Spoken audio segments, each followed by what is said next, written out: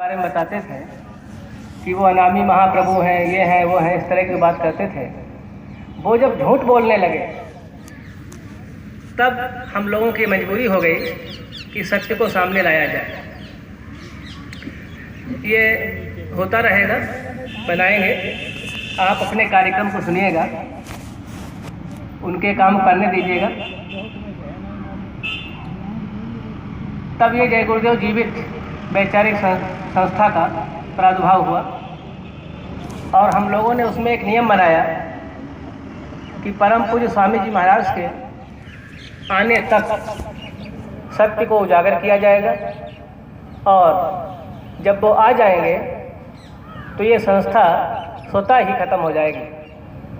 फिर उसमें कोई अधिकारी कर्मचारी जो व्यवस्था के लिए बनाया गया होगा वो शून्य हो जाएगा, उसका कोई महत्व नहीं होगा। और उसी क्रम में कार्यक्रम आगे बढ़ता रहा और आज आप यहाँ पर हैं और अभी तक आपने जितना भी जाना होगा वो आपको मालूम होगा। तो 3 दिन से 4 दिन से आप सत्संग सुन रहे हैं, आज 5वां दिन है। तो मैं आपको सिर्फ ये बताना चाहता हूँ, अकेले आए आप?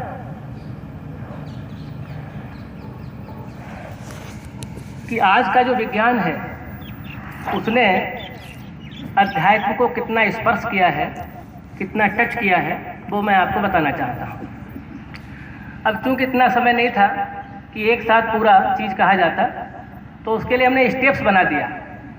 तो एक स्टेप कल हमने आपको बताया था, अब दूसरा स्टेप आप समझिएगा। जो आप देख रहे हैं, इन आँखों से जो आप देख रहे हैं, बुद्धि जो समझ रहे हैं, वो सर्व सत्य होना जरूरी नहीं है। आप देख रहे हैं कि पृथ्वी स्थिर है और सूर्य चल रहा है, लेकिन ये सत्य नहीं है, बल्कि पृथ्वी सूर्य के चारों ओर घूम रही है। तो हर देखने वाली चीज़, क्योंकि जो चीज़ आप देख रहे हैं वो एक लेंस के माध्यम से देख रहे हैं, यानी आँखों से देख रहे हैं, इसलिए वो सत्य होना आवश्यक नहीं है। तो जो हो रहा प्रकृति में, नेचर में, वो पहले से हो रहा है। आपको केवल उसको समझना है और जो पथ आपको दिया गया है उस पथ पर चल कर के और उसको प्राप्त करना है। तो हम अध्यात्म को आपको समझाना चाहते हैं विज्ञान के माध्यम से कि किस प्रकार से साइंस में के द्वारा आप इसको समझ सकते हैं। पूरा जो ब्रह्मांड है उसको 3 भागों में बांट दिया गया, अंड, पिंड और ब्रह्मांड। उनमें एक रचना आपके पास है, प्रत्येक के पास है। कितने बड़े आप धनी हैं। जो पिंड की रचना है वो आपके पास है। जैसे रेडियो होता है, रेडियो सबने देखा होगा। उस रेडियो के अंदर एक परिपथ होता है जिसको हम एलसी परिपथ के नाम से जानते हैं। वो आप एलसी मत समझिए, अपने मुद्दे की बात समझिए। तो उसके अंदर वाइब्रेशन होता, कंपन होता, फ्रीक्वेंसी होता है। और विभिन्न प्रसारण केंद्रों पर, जैसे रामपुर है, लखनऊ प्रसारण केंद्र है, आपका बरेली में भी प्रसारण केंद्र बनाया गया है। उससे अलग अलग आवृत्तियों की विद्युत चुंबकीय तरंगों का संप्रेषण किया जाता है। अलग अलग आवृत्तियों की विद्युत चुंबकीय तरंगों के ऊपर ऑडियो वीडियो सिग्नल को चढ़ा करके प्रेषित किया जाता है और वो ऑडियो वीडियो सिग्नल उन तरंगों के साथ इस आकाश में मौजूद है, यहाँ पर उपलब्ध है। तो आप मुझे बताओ, इस समय रामपुर में जो कार्यक्रम चल रहा है, सारा ध्यान टीवी पर है। आपका सारा ध्यान इस बात पर है कि हमारा फ़ोटो पहुँचेगा कि नहीं पहुँचेगा। आप अपना सुनने का फ़ोटो खिंचवाइएगा, उनकी तरफ मत देखिए, वो अपना काम कर रहे हैं, आप अपना काम करिएगा। तो यहाँ पर ये आवाज़ रामपुर की भी है, लखनऊ की भी है, बरेली की भी है, तमाम देश में प्रसारण केंद्र हैं, विदेशों में लंदन की भी तरंगें यहाँ पर हैं। आप क्या सुन रहे हैं? कितने लोगों को लंदन का कार्यक्रम इस समय सुनाई दे रहा है? कितने लोग सुन रहे हैं यहाँ पर? एक को लंदन का कार्यक्रम सुनाई दे रहा है। तो कहने का तात्पर्य है कि महापुरुषों ने आपको बताया कि ऊपर ईश्वर है, ब्रह्म है, पाब्रह्म है, महाकाल है। वो है ट्रांसमीटर, और वहाँ से आवाज़ की तरंगें अपनी अपनी ध्वनि बराबर आ रही है। और आपको समझाया जब जाता है और बाहर के लोग जब सुनते हैं तो वो कहते कहाँ सुनाई दे रहा, कहाँ खुदा की आवाज़ आ रही, कहाँ ब्रह्म की आवाज़ आ रही, ये सब ढकोसला है। तो ये कहने से नहीं, ये पागलपन है। आपको कोई भी चीज़ जब समझाई जाए तो उसको तौर तरीके कायदे से समझना होगा और करना होगा, तब उपलब्धि को आप हासिल कर पाएंगे। तो रामपुर का प्रसारण यहाँ अभी सुनना हो आपको तो बताओ क्या करना होगा, क्या व्यवस्था आपको करनी पड़ेगी। रिसीवर लाना होगा, यानी रेडियो लाना होगा। रेडियो रिसीवर होता, रिसीव करता है और वहाँ से ट्रांसमीटर तरंगें आती हैं। अच्छा, अब ला कर के रेडियो आपने रख लिया, जोड़ते भी चलो साथ साथ में। ह्यूमन बॉडी जो है, मनुष्य शरीर, ये आध्यात्मिक विद्या का रिसीवर है और ऊपर लगे हुए ट्रांसमीटर हैं। ईश्वर के लोक में भी ट्रांसमीटर है, ब्रह्म के लोक में भी है, नीचे वालों को छोड़ दीजिए, पार ब्रह्म के लोक में भी है और महाकाल के लोक में भी है। इन हर जगहों पर रिसीवर लगे हुए हैं, ट्रांसमीटर लगे हुए हैं और रिसीवर आपके पास है, यानी ह्यूमन बॉडी रिसीवर है। रेडियो आप ला करके रख लिए, क्या इस समय आपको रामपुर की तरंग सुनाई देगी रेडियो रख लेने से? रेडियो मात्र हो जाने से, रख लेने से क्या रामपुर का कार्यक्रम आप सुन सकते हैं? नहीं सुन सकते। अब भी कोई कमी है? तो क्या ह्यूमन बॉडी केवल मिल जाने से आप ईश्वर को, ब्रह्म को, पार ब्रह्म को, ऊपर की हस्तियों को सुन सकते हो? नहीं सुन सकते। इतना सामान हो गया आपके पास, अभी थोड़ी और कसर बाकी है। क्या करना होगा? उसके बाहर एक घुंडी लगी है, रेडियो के ऊपर एक घुंडी लगी है। अब ये तो कोई ऐसी बात नहीं है जो किसी की समझ में ना आए, ये तो रेडियो घरों में होते हैं। दीक्षित जी मंच पे आ जाएं। अच्छा, अब आप क्या करते हो? रेडियो की घुंडी को घुमाते हो तो उसके सामने एक पैमाना लगा हुआ है, वो पैमाना चलता है इस तरह से, और सामने उस पैमाने पर लिखा हुआ है 480 किलो हर्ट्ज। पहले ना देखा, अब देखिएगा, तालमेल फिट करिएगा, हर चीज़ का ज्ञान रखिए, तभी अध्यात्म ज्ञान भी प्राप्त होगा। 480 किलो हर्ट्ज KHZ लिखा होगा वहाँ पर, 540 किलो हर्ट्ज, ये अलग अलग सामने पैमाना होगा, उस पर लिखा होगा। जब आप उसकी घुंडी को घुमाएंगे और घुमा करके 540 पे करेंगे तो आपका जो परिपथ है, यानी वो जो आपका रेडियो है, उसकी आवृत्ति, उसका वाइब्रेशन 540 हो जाएगा। और उधर रामपुर से जो तरंगें भेजी गई हैं उनका वाइब्रेशन 540 है हर्ट्ज, किलो हर्ट्ज। यहाँ पर आकाश में ये बॉडी है, बॉडी के चारों ओर का जो क्षेत्र है वो इस बॉडी का आकाश है। तो उस आकाश में वो तरंगे रामपुर की भी हैं, लखनऊ की भी हैं, लेकिन जब आप घुंडी घुमा करके 540 करोगे तो एक घटना होती है विज्ञान में जिसको कहते हैं अनुनाद, रिजोनेंस। अनु का मतलब एक बराबर का, नाद का मतलब होता आवाज़। तो अनुनाद का तात्पर्य हुआ कि जब मैचिंग हो गई तो आवाज़ तेज हो जाएगी, बाकी आवाज़ें बंद हो जाएंगी, और एक आवाज़ बंद कुछ नहीं होता है, प्रतीत होता है, बाकी आवाज़ें बंद हो जाएंगी और एक आवाज़ आएगी कि मैं आकाशवाणी रामपुर से बोल रहा हूँ, टाइम बताएंगे, अपना नाम बताएंगे, अब आप प्रादेशिक समाचार सुनिए, या उस समय का जो भी कार्यक्रम होगा वो आपको सुनाई देगा। घुंडी को घुमाइए और घुमा करके उसको 480 पे ले जाइए तो इधर वाला कार्यक्रम बंद हो जाएगा, फिर लखनऊ वाला आना शुरू हो जाएगा। तो ठीक इसी प्रकार से आपका ह्यूमन बॉडी अध्यात्म विद्या का रिसीवर है, यानी रेडियो के स्थान पर है, और ऊपर जो तमाम मंडल हैं वो ट्रांसमीटर की जगह पर हैं।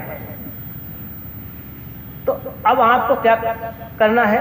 ह्यूमन बॉडी आपके पास आ गया, ब्रह्मांड जो बना हुआ, रचना बनाने वालों ने बना ली है, वहाँ से आवाज़ के माध्यम से सारी व्यवस्थाएं हो रही हैं, और अपने को इस ट्रांसमीटर में जो आपका रिसीवर है, इस रिसीवर में फ्रिक्वेंसी को सेट करना है।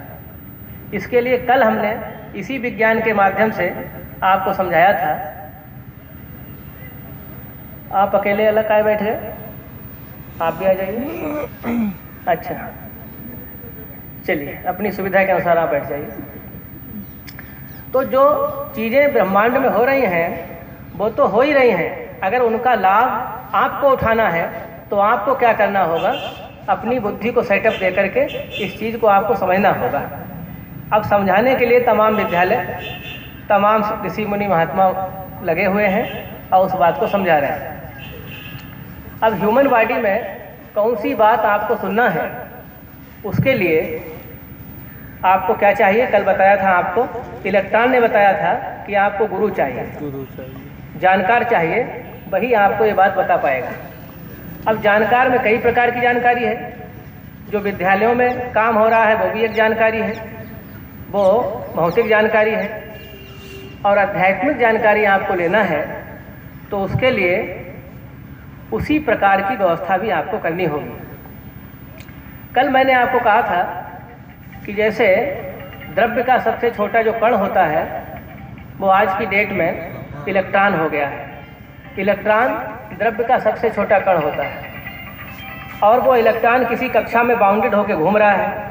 अब उसको ऊपर भेजना है तो आप कैसे भेजेंगे, इलेक्ट्रॉन को ऊर्जा देनी पड़ेगी। जब उस इलेक्ट्रॉन को आप ऊर्जा देंगे तभी वो नीचे स्तर से ऊंचे स्तर में जाएगा। ऐसे ही जीवात्मा को जब आप ऊर्जा देंगे बाहर से तभी वो ऊंचे स्तर में जाएगी। मैं आपसे पूछना चाहता हूँ कि आप एक तार लाइए, जो तार पड़े हुए हैं, इलेक्ट्रिक का वायर लाइए, तार लाइए, और एक ऊष्मा का तार लाइए जहाँ ऊष्मा बह रही है और एक तरफ जो है इलेक्ट्रिक बह रही है। ऊर्जा के बहुत रूप हैं, ऊष्मा ऊर्जा है, विद्युत ऊर्जा है।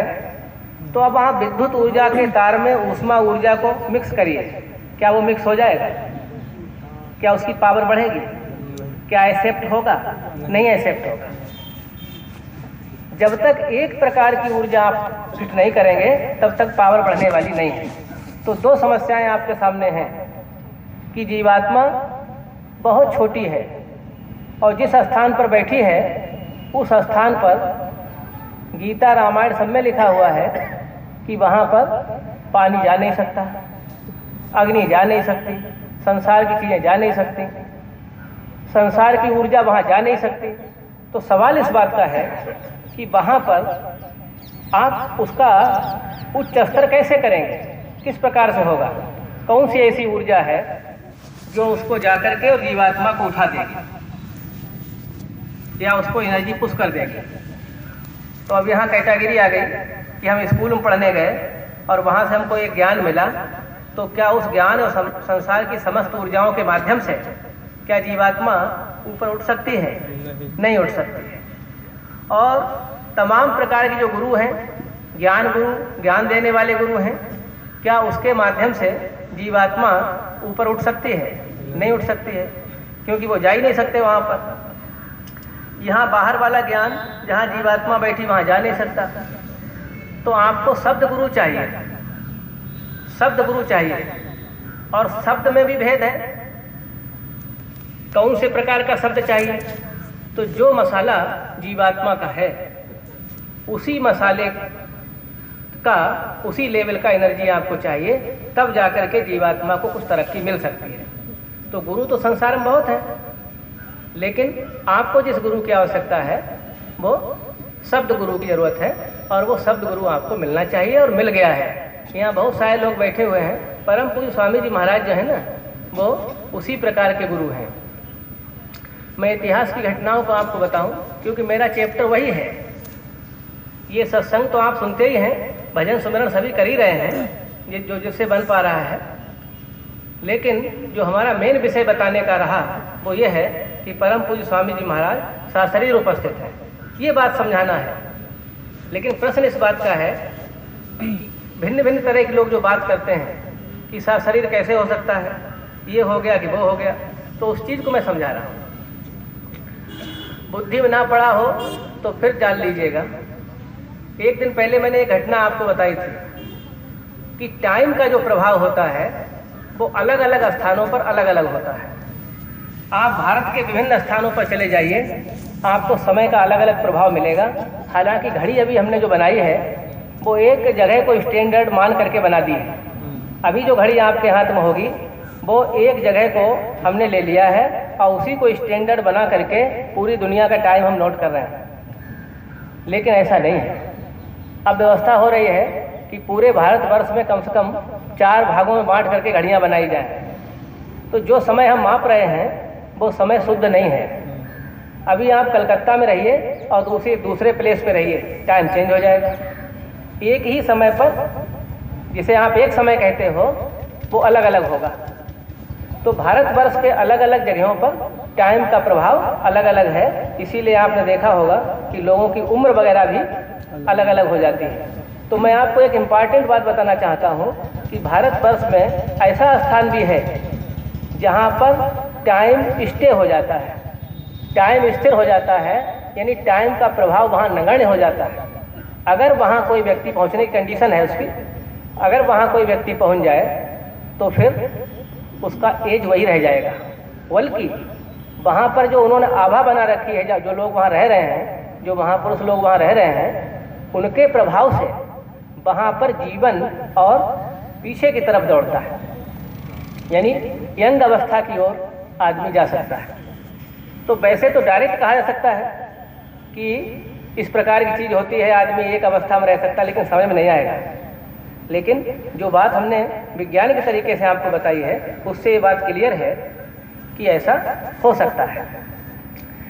विद्या का नाम बताओ, कोई बताए हमको कि जामवंत जी की मृत्यु कहाँ हुई थी। अब आप कह देंगे नहीं नहीं वो कहीं हो गया होगा कि चले गए होंगे। तो मैं पूछना चाहता हूँ इतिहास की 2 घटनाओं को कि जामवंत जी राम का यानी मंत्री है, उस व्यवस्था का जिसको वो लेके चले थे युग परिवर्तन में, उस समय उन्होंने मंत्री बनाया था। और वही जामवंत जी द्वापर में कृष्ण के ससुर हैं।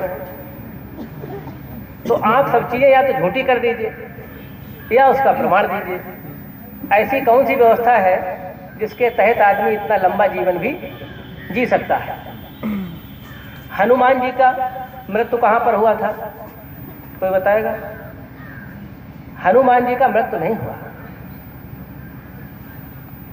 त्रेता में वो राम के साथ व्यवस्था में है और वही हनुमान जी द्वापर में भी व्यवस्था में है। आप कहेंगे कौन सी व्यवस्था में है? वो तो रथ पर उन्होंने झंडा गाड़ दिया था और झंडे में मतलब यानी ऐसे जैसे स्वामी जी का झंडा गाड़ दो कहो जय गुरुदेव है, बात ये नहीं है। जब कभी इस प्रकार का समय आता है तो ये लोगों को पक्का करने के लिए इनको पहाड़ों पर उन जगहों पे भेजा जाता है। पांडव भी गए थे वहाँ पर, भीमसेन भी गए थे और अर्जुन भी गए थे, क्योंकि व्यवस्था अधूरी करने से कोई फायदा नहीं है। अर्जुन को श्री कृष्ण भगवान ने भेजा कि तुम जाओ उत्तराखंड में और शिव जी से मिलो, शिव जी से मिलो आप और वहाँ उनको खुश करो। तो शिव जी को उन्होंने खुश किया, वो तो ठीक बात है जैसे भी किया होगा, लेकिन हमको सिर्फ इतनी बात इतिहास में पता है कि शिव जी ने उनको एक बाण दिया था। तो मैं आपसे पूछना चाहता हूँ कि वो बाण क्या हवा में कोई शब्द ने या किसी ने ऐसे करके दे दिया होगा? शिव जी ने एक बाण दिया था, भौतिक बाण था, वो भौतिक हाथों से ही दिया जा सकता है, और कहा था कि जब सत्य पराजित होने लगे, सारी व्यवस्थाएं खराब हो जाए, तुम लोग पूर्णतः हारने लगो, तब हमारे इस यंत्र का प्रयोग कर देना। महाप्रलय तो हो जाएगा लेकिन सत्य हारेगा नहीं, ये इतिहास में दर्ज हो जाएगा। तो अर्जुन को बाण आखिरी तक चलाए नहीं थे, उसकी आवश्यकता श्री कृष्ण भगवान ने नहीं पड़ने दी, लेकिन व्यवस्था बना के रखी गई थी। भीमसेन जब गए थे वहाँ, वो भी गए थे पहाड़ों पर, और वहाँ पर उन्होंने हनुमान जी से मुलाकात किया था। हनुमान जी का पूंछ उठाने का बात आया है, ये प्रकरण है उसमें, इतिहास में दर्ज है। तो पूंछ भीमसेन से उठा नहीं था, क्योंकि उनका बेकार का घमंड चूर करना था कि केवल तुम ही नहीं हो, और भी कोई है जिसके माध्यम से महाभारत होगा। तो ये लोग वहाँ गए थे। परशुराम जी को आपने सुना होगा, आप उस विद्या का नाम बताओ जिसमें परशुराम जी द्वापर में भी है और त्रेता में भी। त्रेता में धनुष यज्ञ के समय पर हैं इसके बाद वहाँ से चले जाते हैं, हाथ जोड़ कर के हमारा काम खत्म, अपना काम देखिए, और चले जाते हैं। वो भी कहीं रह रहे हैं। परशुराम जी हैं कि नहीं हैं? 2 युगों में हैं। तो इतनी लंबी अवधि में आदमी कैसे रह सकता है? ये प्रश्न आपके सामने है। तो इसका तरीका है, आप समझ नहीं पा रहे हैं, हम लोग समझ नहीं पा रहे हैं। जो विद्या परम पूज्य स्वामी जी महाराज ने आपको दिया है, आप चाहें समर्पण के माध्यम से तमाम तरीकों से बता रखा है, आप इसको करिएगा। कैसे हनुमान जी गए थे लंका में, तो टीवी पे आता है कि ऐसे उड़ा के दिखाते हैं कि उड़ के गए थे, तो दिखाने वाली बात है। आप सुमरण भजन ध्यान करते होंगे, जब जीवात्मा शब्द को पकड़ती है तो फिर क्या होता है? आपको क्या लगता है? आपको तो यही लगता है हम जा रहे हैं, हम ऊपर उड़ रहे हैं। तो वो ये तो वैसे बताने वाली बात हो गई, लेकिन ऐसे कोई आदमी नहीं उड़ता है जैसे कि मानो इस तरह से किसी ने कह दिया, किसी भविष्य वक्ता ने कह दिया पहले कि जब आदमी आसमान पर उड़ने लगेगा, सड़कें काली हो जाएंगी, ये हो जाएगा, वो हो जाएगा, तब जा कर के एक ऐसी लड़ाई लड़ी जाएगी कि उसमें पूरी दुनिया में काफ़ी हानि हो जाएगी। अब लोग ये हिसाब लगा रहे हैं कि आदमी अभी आसमान में उड़ना शुरू नहीं हुआ है। महापुरुषों की बात में थोड़ा सा गोलमोल रहता है। आदमी आसमान में उड़ना शुरू नहीं हुआ, सड़कें तो खैर काली दिखाई दे रही हैं तो है, लेकिन दूसरी बात अभी फिट नहीं हो पाई है। जब दूसरी बात हो जाएगी, आदमी आसमान को उड़ने लगे, तब काम हो जाएगा, उसका इंतजार कर रहे हैं आप। तो आदमी आसमान में उड़ रहा है, लेकिन उसका तरीका देख लीजिए आप कैसे उड़ रहा है। तो भविष्य वक्ताओं की जो बातें हैं उनमें आपको रहस्य निकालना पड़ेगा, उसको तौर तरीके से लेना पड़ेगा, तब जाके होगा, तब बात समझ में आगे चीज़ें हो रही हैं। लड़ाई के लिए कहा गया है, हदीसों में वर्णन किया गया है कि मस्जिदें फना हो जाएंगी। 14वीं सदी का जब वो वक्त आएगा तो मस्जिदें फना हो जाएंगी और कब्रों से यानी कमर से आदमी बाहर निकल आएगा। तो अब आप यही इंतज़ार करते रहिए कि कमरों से किसी कमर से आदमी बाहर निकले। ऐसा होता कभी? कौन निकला बाहर होता? वो हड्डी चला गया, जल गया, सब हो गया तो बाहर निकले, लेकिन उसमें तरीका है, मेथड है, समझने की बात है। सपोज करो कि भारत में महाशक्तियाँ, जिनका अभी आप पीछे सुन रहे थे, जब कभी वक्त आएगा, समय पर जब चीज़ें आती हैं तभी समझ में आती है, उससे पहले आ जाए तो प्रॉब्लम क्रिएट हो जाता है। तो जिनको आप मुर्दा मानने लगे, सुभाष बाबू को आप मुर्दा मान रहे हो, बहुत से लोग कहते जिंदा है, बहुत से कहते मुर्दा है। मुर्दा का तो कोई प्रमाण दे नहीं पाया आज तक, लेकिन एक ही बात लोगों के दिमाग में है कि आखिर इतनी लंबी अवधि कैसे हो सकती है। तो वो विषय तो चल ही रहा है कि लंबी अवधि में भी आदमी जा सकता है। स्वामी जी महाराज को भी लोग उसी श्रेणी में ले गए, व्यवस्था बना दी, गोलमोल हो गया मामला, वो भी चलने लगा समाज के अंदर। कुछ और लोग भी हैं, उनकी चर्चा मैं नहीं करूंगा, 2 की पर्याप्त है। अगर ऐसे लोग किसी समय बाहर आए तो क्या हदीसों की वो बात सत्यापित नहीं हो जाएगी जिसमें कहा गया था कि मुर्दे कमर छोड़ छोड़ करके बाहर आएंगे? तो सब झूठा हो जाएगा। केवल कलयुग की तुम्हारी जो बुद्धि है वो सफल होगी, बाकी सब झूठा हो जाएगा। आपको ऐसा लगता है, लेकिन ऐसा कभी नहीं होगा। प्रत्येक की वाणी सत्य भी होगी और पीछे वालों की वाणी आपकी दृष्टिकोण में गलत भी होगी। क्यों?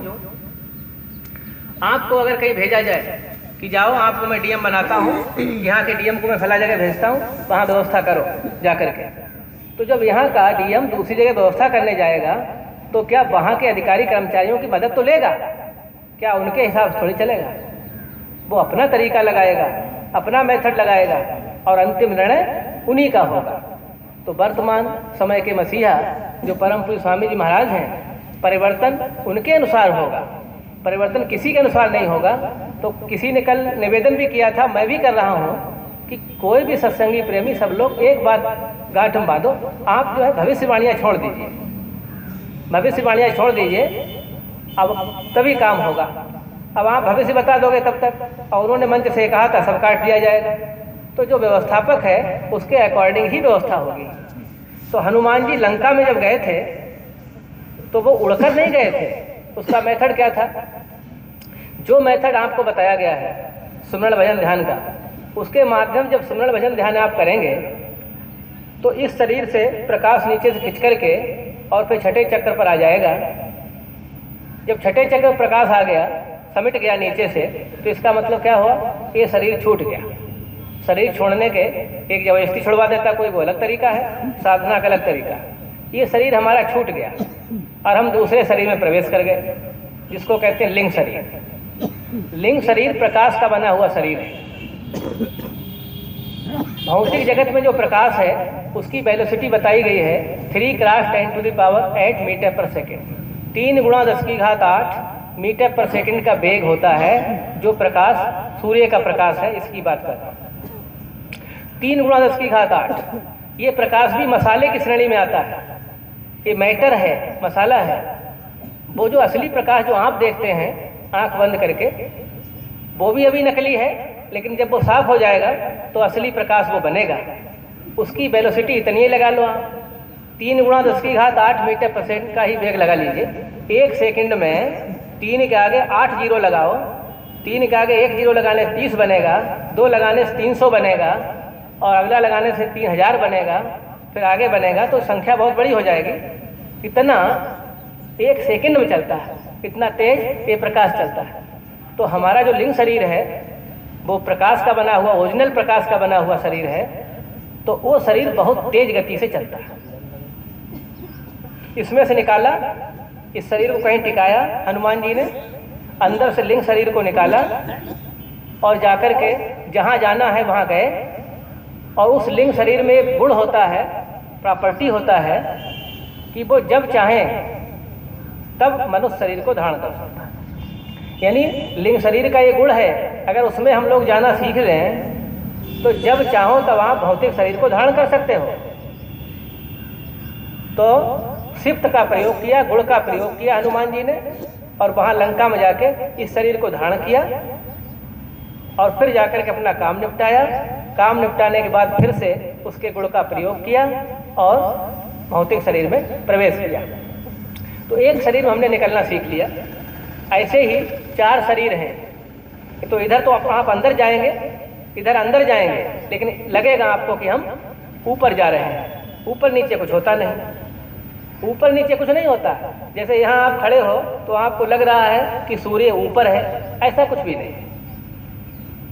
ऊपर नीचे की कोई डिफिनीशन नहीं है। पृथ्वी है, एक गोले की कल्पना करो, एक गोले की तरह से है और उस पर आप बैठे हुए हो और वो घूम रही है। तो कभी आप इधर हो, कभी आप इधर हो, कभी आप इधर हो।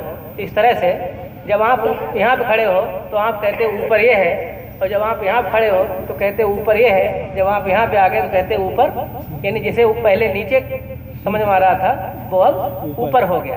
तो ऊपर और नीचे की कोई परिभाषा नहीं है। बहुत विधि विधान से मनुष्य शरीर की रचना की गई है और इसमें से आपको निकलने का रास्ता परम पूज्य स्वामी जी महाराज ने जो दे दिया है उसके महत्व को समझने की आवश्यकता है। तो इतनी सारी इतिहास पड़ी हुई थी हमारे पास कि द्वापर से त्रेता से द्वापर तक की लेंथ आज भी जी सकता है और आज भी मौजूद है वो लोग। चले थोड़ी गए, मैं थोड़ी कह रहा हूँ, ये तो स्वामी जी महाराज ने भी आपको बताया होगा कि ये सब है। आला भी है, इंदल भी है। वो कहाँ मरा था? आला की, ये तो सब चारों बाकी तो खत्म हो गए थे, लेकिन आला को जब जैत खंभ की लड़ाई हो रही थी तो अचानक जो है ये अब इनके पास एक औजार था बिजलिया खाड़ा। तो बिजलिया खाड़ा लगाने वाले थे पृथ्वीराज चौहान को कि ख़त्म करो इसको। बिजलिया खाड़ा का मतलब एक ऐसा यंत्र था जैसे आजकल परमाणु बम टाइप का है, इस प्रकार का कोई था। तो उसी समय गोरखनाथ जी प्रकट हुए। तो आप कहेंगे प्रकटीकरण कहाँ से हो जाता है? तो वही प्रकटीकरण है कि जो भौतिक शरीर से लिंग शरीर में जा चुका, यात्रा पूरी कर चुका, अभी रहने की अवधि है लेकिन पूरा नहीं कर पाया, निकल नहीं पाया, तो उसकी मौज मर्जी है कि कितने समय उसको रहना है, कितने समय काम करना। तो गोरखनाथ जी प्रकट हुए, आल्हा को पकड़ लिया और कहा नहीं नहीं अभी नहीं, ये समय अभी नहीं है, आप चलिए। तो उसको भी ले गए। पहाड़ों पर। तो गोरखनाथ कोई मृत्यु वाले हैं, तो इतने सारे लोग बिना मृत्यु वाले आपके सामने हमने गिना दिए, और अभी बहुत सारे गिनाने बाकी हैं। तो वहाँ पे जन्म मृत्यु की बात कर रहे हैं। मृत्युलोक में जो अवध में रहता है उसके बद का कहाँ से प्रॉब्लम क्रिएट कर रहे हैं। लेकिन भौतिक संसार की मर्यादा को रखते हुए सारे कार्य निपटाने हैं। तो कलयुग में सतयुग की स्थापना का जो कार्यक्रम है वो जरूर पूरा होगा। उसमें किसी भी प्रकार का कोई मतलब जो संदेह आपको नहीं करना चाहिए, और आप इस इतिहास के गवाह हो, बड़े सौभाग्यशाली हो। घटनाएं तो होती ही रहती हैं, लेकिन उन घटनाओं का मेंटेनेंस किस प्रकार करना है ये आपको सोचना होगा। घटना तो द्वापर में भी घटी और त्रेता में भी घटी। त्रेता में घटना घट गई ऐसी वाली जैसी आपके साथ घट गई। बड़ी बड़ी बातें हो रही थी, ये हो जाएगा, युग बदल जाएगा और ये राजकुमार सब कर देंगे, और उनके पीछे बहुत सारे लग गए और प्रॉब्लम क्रिएट हो गया, और वो बच्चा बन के दक्षिण अफ्रीका चला गया। बड़ा हड़बड़ सबड़ हो गया। बताइए आप, जैसे स्वामी जी महाराज अचानक इस तरह से काम कर दिया तो हम लोगों के सामने समस्या आ गई। लेकिन उस समस्या को निपटाने का एक ढंग होता है, एक तरीका होता है। तो वहाँ पर मीटिंग हुई कि भाई अब क्या हो। जिसके ऊपर सारी व्यवस्था डाली गई है, जो संपूर्ण व्यवस्थापक थे वही गोल हो गए, और उनकी चर्चा हो रही है कि बच्चा उच्चा बना के ले गया, बताओ कोई जादूगर है क्या है राजा। तो फिर हम लोग क्या करें। तो वहाँ पर फिर से स्मरण किया अपने इष्ट का, और स्मरण करने के बाद व्यवस्था बनी, और आगे क्या क्या हुआ वो आपको मालूम है। तो ठीक उसी स्थिति में हम लोग हैं। उस स्थिति को किस प्रकार से मेंटेन करना है ये आपको देखना है। तो हम लोगों ने इस कार्यक्रम को बहुत विधि विधान से यहाँ 18 तारीख को, सब कुछ 18 में हो रहा था, तो हमने कहा अब की बार 18 का कार्यक्रम आप बीसलपुर में कर दीजिएगा। तब बीसलपुर में जब कार्यक्रम लग गया और व्यवस्थाएं होने लगी तो हमने पंडाल लगवाया। पंडाल थोड़ा हम और बड़ा लगाने वाले थे, एक एक और बढ़ाने वाले थे।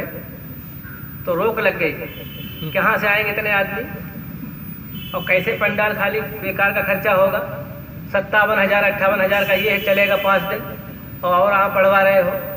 तो हमने कहा देखो ये तो गुरु महाराज हैं, कहीं से लोग आ जाएंगे सुनने वाले, और पंडाल आपका हम जरूर भर देंगे।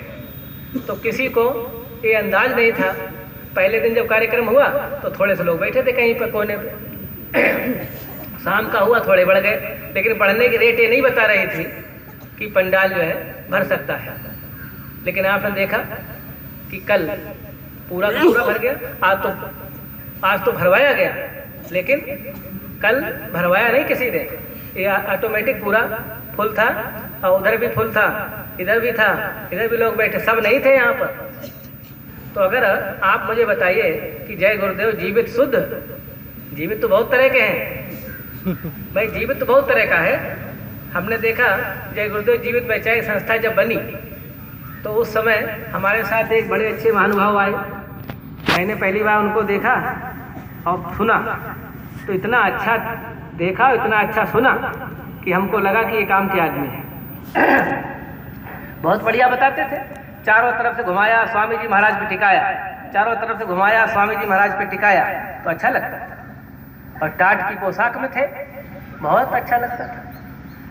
कोई टाट की पोशाक में कोई हो और वो स्वामी जी की बात कर रहा हो तो फिर हमको बोलने की कहाँ जरूरत है, उनको सुनना चाहिए। तो मैं सुनता रहा बहुत देर, लेकिन धीरे धीरे सब गड़बड़ हो गया, सब गड़बड़ हो गया, और वो टाट बदल गया सफ़ेद में, मामला सफ़ेद हो गया पूरा का पूरा। लेकिन हमको तो बहुत दूर से भनक लग गई, तो हमने फिर जाना छोड़ दिया। ऐसे किसी को नहीं सुनना जहाँ पर किसी और की चर्चा होती है, जहाँ पर केवल बाबा जय गुरुदेव जी महाराज की चर्चा होती है। केवल मैं अपनी बात बता रहा हूँ, बाकी सबकी नहीं। मुझे केवल वहीं अच्छा लगता है और मैं वहीं जा सकता हूँ, उसी में व्यवस्था कर सकता हूँ। और जहाँ किसी और की चर्चा शुरू हो जाएगी रत्ती भर में। अभी सत्संग कार्यक्रम में चले गए भाई साहब, जिन्होंने पहले दिन हमने बुलवाया था, तो उन्होंने सत्संग सुनाया।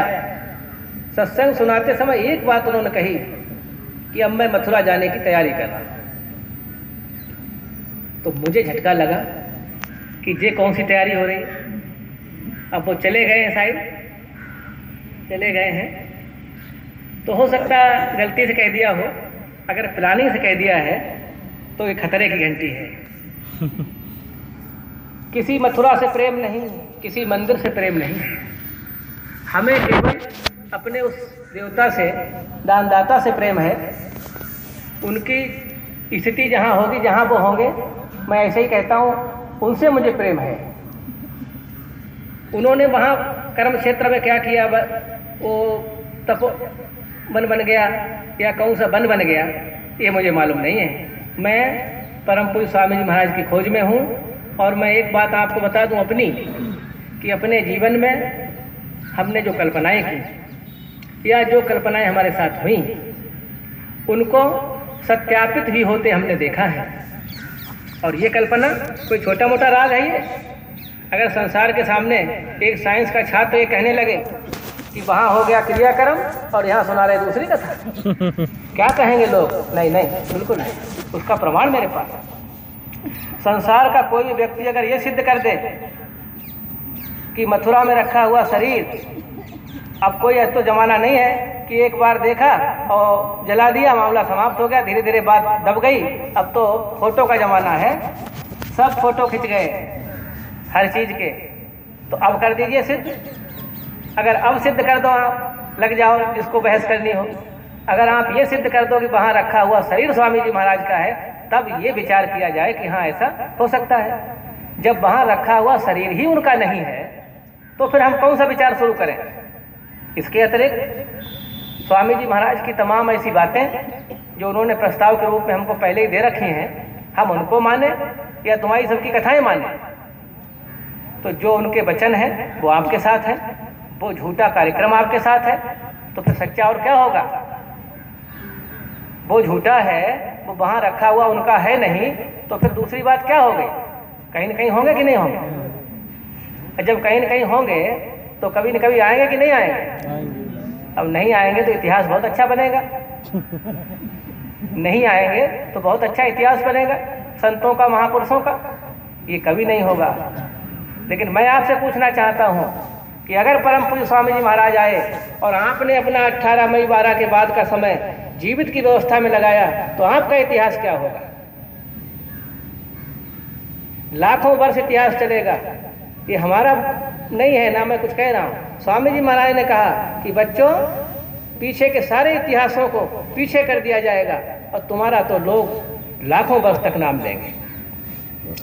अब आप ये सोच रहे होंगे कि आप तो मंच पर हैं, आपको लोग जानते हैं, दूसरे लोग मंच पर हैं, उनको लोग जानते हैं, उनका तो इतिहास होगा, हमारा कौन सा इतिहास होगा? हम तो भीड़ में बैठे हुए हैं। तो जो मंच पर बैठे हुए हैं, इनका इतिहास और तरह का है और आपका इतिहास कुछ और तरह का है। जो लोग सुन रहे हैं और उस विधा में लगे हुए हैं, भाई वहाँ राम के साथ कोई हनुमाने थोड़ी थे अकेले, जामवंते थोड़ी थे, लोग तो और भी थे, नलनील भी थे, और बहुतों के आप नाम नहीं जानते होंगे, वो भी थे। तो उनका इतिहास और तरह का है। जैसे सपोज करो कि आपको जो है एक अच्छी व्यवस्था में स्थापित, वो तो अंदर का इतिहास है। कोई भी आदमी किसी भी प्रक्रिया में खाली नहीं रहता है। आप अच्छा कर्म और सही कर्म करके तो देखिएगा, तो जब अच्छा इतिहास बनेगा तो उसमें आपका भी नाम होगा। और किसी का नाम ना हो, मानो सही काम तो सही काम है, हमने कर दिया, बात खत्म होती है। और आपका रिलेशन, आपका संबंध मालिक से अंदर से है, कहीं बाहर से तो नहीं है। और उसी अंदर के लिए ही तो आप तड़फ रहे हैं या बाहर की चीज़ों के लिए तड़फ रहे हैं। तो आंतरिक चीज आपको कार्य से प्राप्त होगी। कार्यक्रम शाम को भी होगा। अभी तो सत्संग नहीं हुआ, अभी कोई सत्संग नहीं हुआ है। सत्संग सुनाएंगे भी शर्मा जी आपको। मैं तो जो बात कहनी थी वो मैं आपको बता रहा हूँ टुकड़ों में, और हमारी तो व्यवस्था यहाँ पर है, हम सत्संग थोड़ी सुनाएंगे। अभी शशि दीक्षित आ गई? हाँ, बहन जी हैं। जय गुरुदेव जीवित वैचारिक संस्था और जीवित प्रेमियों में स्वामी जी महाराज की टाट की पोशाक में पहली महिला दीक्षित जी, उनसे मैं अनुरोध करूंगा, वो आई हैं। कहीं कार्यक्रम कल इन्होंने किया था और हमारे कार्यक्रम के बारे में इनको पता लग गया। मैंने नहीं बुलाया मतलब मैंने कोशिश किया लेकिन इनका फ़ोन लगा ही नहीं, तो अब हमारी तरफ से निमंत्रण भी नहीं पहुंच पाया। तब भी ये हमारे प्रेम में, मालिक के प्रेम में यहाँ आई हैं। तो मैं चाहता हूँ कि वो अपनी बात को भी प्रेमियों के सामने रखें। जय गुरु। आइए।